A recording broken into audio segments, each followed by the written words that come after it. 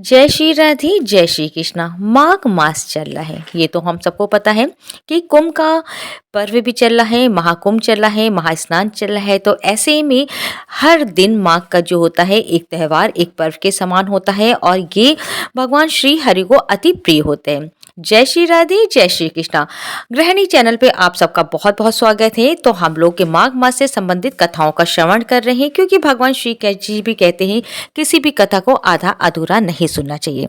तो माघ मास से संबंधित रविवार के क्या उपाय हैं ये भी हम आज जानेंगे। माघ महीने के रविवार को सूर्य पूजा करना बहुत शुभ माना जाता है।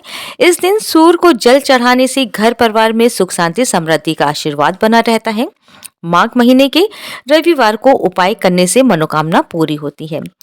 तो क्या ये उपाय हैं ये भी हम जानते हैं। सुबह जल्दी उठकर स्नान करें, तांबे के लोटे में जल भर के उसमें लाल फूल और चावल डालें, सूर्य को अर्घ्य दें, ओम सूर्याय नमः मंत्र का जाप करें, सूर्यदेव को फूल, रोली, अक्षत, मिश्री भी अर्पित करें। सूर्य पूजा के बाद भगवान विष्णु की पूजा करें। भगवान विष्णु को शंख में दूध, गंगा जल और पानी मिलाकर अभिषेक करें। भगवान विष्णु को चंदन, अक्षत, अबीर, गुलाल और जनेऊ चढ़ाएं। भगवान विष्णु को पीले फूल और तुलसी पत्ते चढ़ाएं। भगवान को इत्र लगाएं, मौसमी फल, मिठाई और नैवेद्य लगा के आरती करें। माघ महीने में ये उपाय करने से सभी मनोकामना पूरी होती है।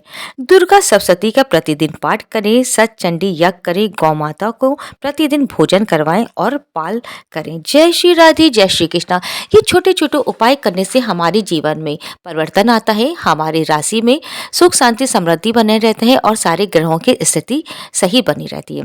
आज हम सुनेंगे माघ मास का चतुर्थ अध्याय। जय श्री राधे जय श्री कृष्णा। अगर हम महाकुंभ में स्नान नहीं कर पा रहे हैं और इन कथाओं का श्रवण कर रहे हैं, तब भी ये महाकुंभ के स्नान के फल के समान का होता है, क्योंकि अच्छी बातों का श्रवण करना, उनका विस्तार करना, उनका प्रसार करना भी एक के पुण्य कार्य होता है। जय श्री राधे जय श्री कृष्णा। तो आज चतुर्थ अध्याय इस प्रकार है।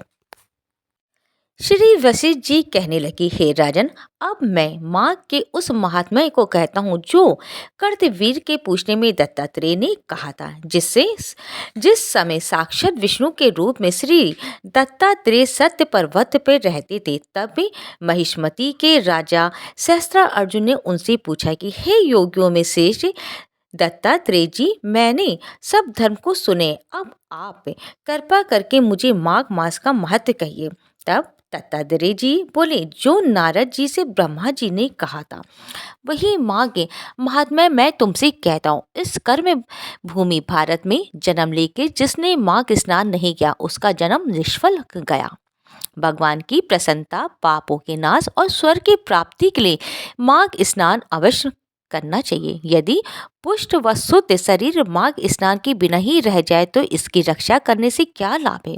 जल में बुलबुले के समान, मक्खी जैसे तुक्ष जंतु के समान ये शरीर माघ स्नान के बिना मरण समान है। विष्णु भगवान की पूजा न करने वाला ब्राह्मण बिना दक्षिणा के श्राद्ध, ब्राह्मण रहित छेद, आचार रहित कुल, ये सब नाश के बराबर है।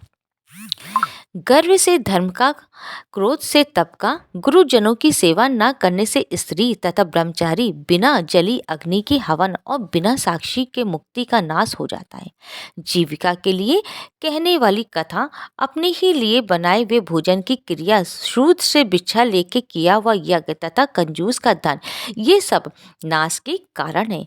बिना अभ्यास और आलस वाली विद्या, असत्य वाणी, विरोध करने वाला राजा, जीविका के लिए तीर्थ यात्रा, जीविका के लिए व्रत, संदेह युक्त मन का जाप, व्याग्र चित्त होकर जाप करना, वेद न जानने वालों को दान देना, संसार में नास्तिक के मत ग्रहण करना, श्रद्धा बिना धार्मिक क्रिया, ये सब व्यर्थ है। जिस तरह दरिद्र का जीना व्यर्थ है, उसी तरह माघ स्नान के बिना मनुष्य को जीना व्यर्थ है। ब्रह्मघाती, सोना चुराने वाला, मदिका पीने वाला, गुरु पत्नी गामी और इन चारों की संगति करने वाला माघ स्नान से पवित्र होता है। जल कहता है कि सूर्योदय से पहले जो मुझसे स्नान करता है, मैं उसके बड़े से बड़े पापों को नष्ट करता हूँ। महापातक भी जो स्नान करने से भस्म हो जाते हैं। माघ मास के स्नान का जब समय आ जाता है तो सब पाप अपने नाश के भय से कांप जाते हैं। जैसे मेघों से मुक्त हो के चंद्रमा प्रकाश करता है, वैसे ही श्रेष्ठ मनुष्य माघ मास में स्नान करके प्रकाशमान होते हैं। काया वाचा मंच मनसा से किए हुए छोटे या बड़े, नए या पुराने सभी पाप स्नान से नष्ट हो जाते हैं। आलस में बिना जाने जो पाप किए वो भी नाश को प्राप्त होते हैं। जिस तरह जन्म जन्मांतर के अभ्यास से आध्यात्मिक ज्ञान की प्राप्ति होती, उसी तरह जन्म जन्मांतर के अभ्यास से माघ स्नान में मनुष्य की रुचि होती है। ये अपवित्रों को पवित्र करने वाला है, बड़ा तप और संसार रूपी कीचड़ को धोने की पवित्र वस्तु है। हे राजन, जो मनुवंशिक फल देने वाला माघ स्नान नहीं करते, वे सूर्य चंद्र के समान भोगों को कैसे भोग सकते हैं। जय श्री राधे, जय श्री कृष्णा। माघ मास से संबंधित चतुर्थ अध्याय यहीं पे विराम करते हैं। उम्मीद करते हैं कल भी आप पांचवा अध्याय अवश्य सुनेंगे, क्योंकि संपूर्ण कथा सुनने से संपूर्ण फल की प्राप्ति होती है। मेरे द्वारा बताई हुई कथा आपको अच्छी लगी हो तो ज़्यादा से ज़्यादा वीडियो शेयर कीजिए, लाइक कीजिए, कमेंट में जय श्री हरि जय श्री कृष्णा अवश्य लिखें, क्योंकि एक पुण्य कार्य करने से, वीडियो शेयर करने से भी आपके पुण्य कार्यों की प्राप्ति होती है। राधे कृष्णा, राधे कृष्णा।